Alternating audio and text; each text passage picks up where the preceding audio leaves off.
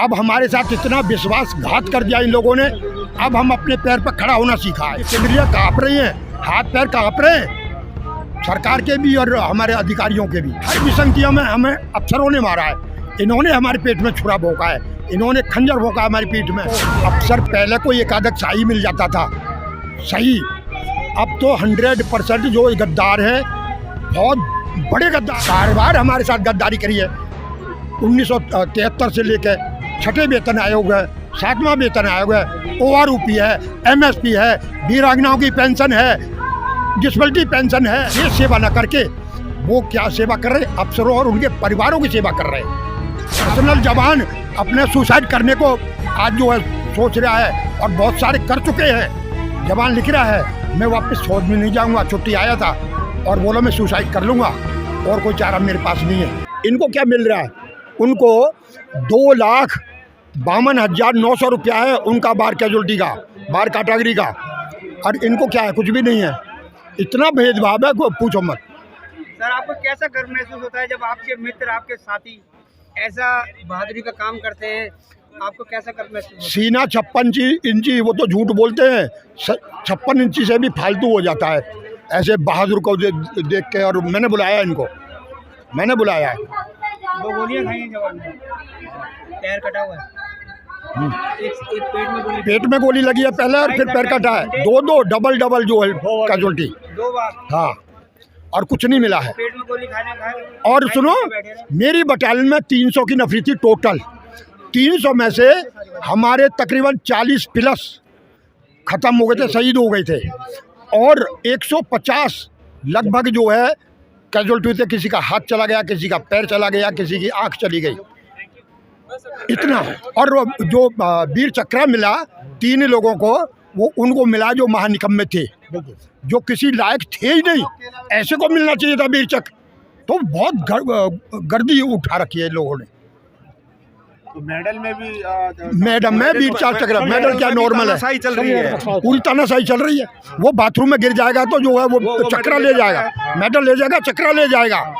झूठा ही अपने को बाहर कैटेगरी दिखा के गिरा है बाथरूम में, लेकिन सब उनके हाथ में कागज उन्हें बनाने हैं। जिसका कागज भेजेंगे वही तो होगा, उसी में एक्शन होगा।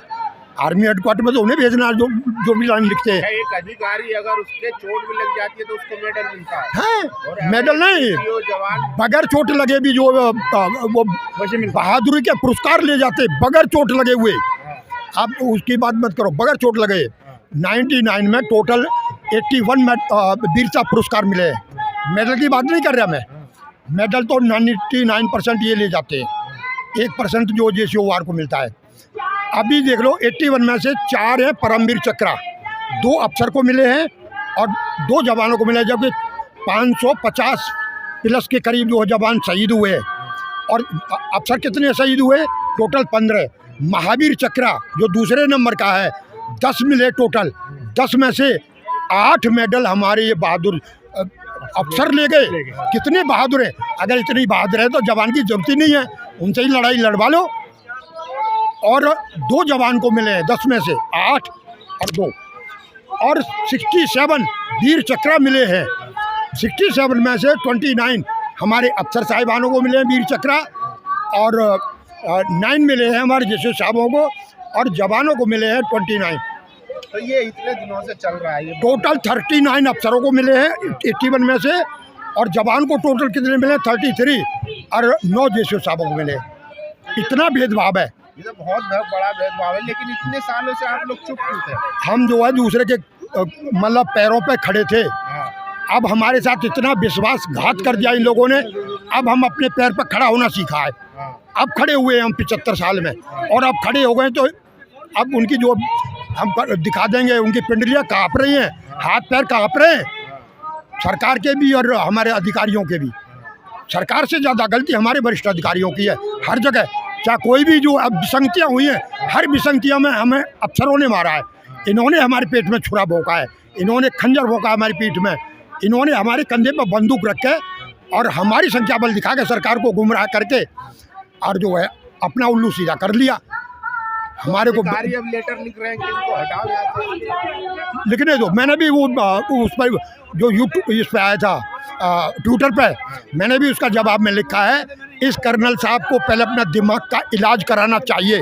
मैं भेज दूंगा आपके पास में, ठीक है। ट्विटर पर मैंने लिखा है और वो बात बिल्कुल सही है। क्या जवाब? कुछ नहीं आया है, जवाब देने लायक ही नहीं है वो, जवाब देने लायक कहाँ है वो। क्या लगता है ऐसा क्यों कर रहे हैं वो? क्योंकि साथ खड़ा होना चाहिए आप लोग। देखो, अक्सर पहले कोई एकाधक शाही मिल जाता था सही, अब तो 100% जो गद्दार है, बहुत बड़े गद्दार हैं, गद्दारी नहीं बहुत बड़े, बार बार हमारे साथ गद्दारी करी है।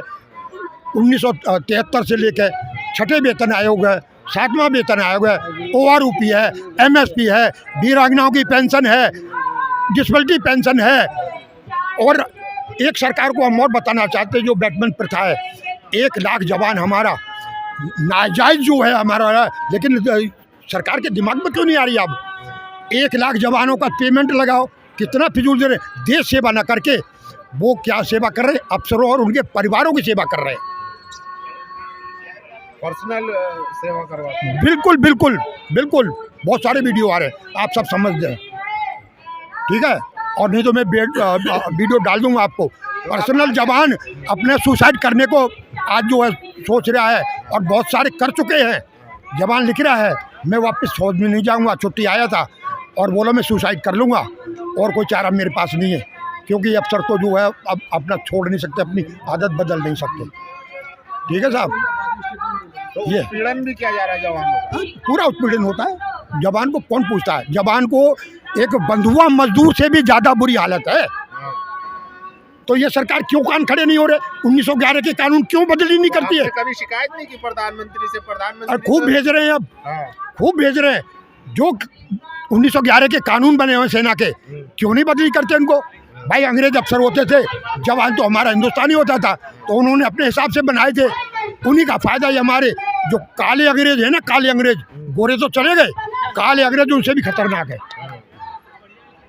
अच्छा, लेकिन सरकार में कहा जाता है कि सबका विकास और सबका बराबर हाँ हाँ, किया जा रहा है। सबका साथ, सबका विकास, सबका सम्मान भी विश्वास। बराबर किया। सुन लो सुन लो सुन लो, सबका साथ नहीं है, सबका साथ नहीं है।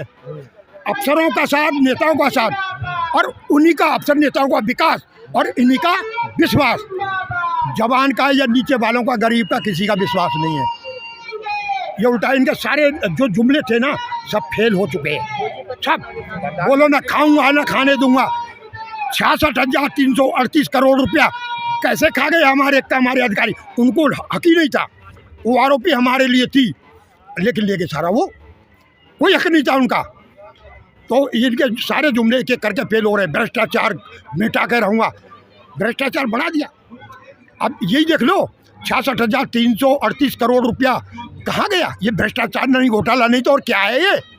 प्रधानमंत्री के बारे में तो कहते हैं कि सेना का बहुत सम्मान करते हैं, उनको बढ़ावा देते हैं, मनोबल बढ़ाते हैं। त्योहार कुछ नहीं, दीपावली पे एक लड्डू खिलाने से कुछ नहीं होता।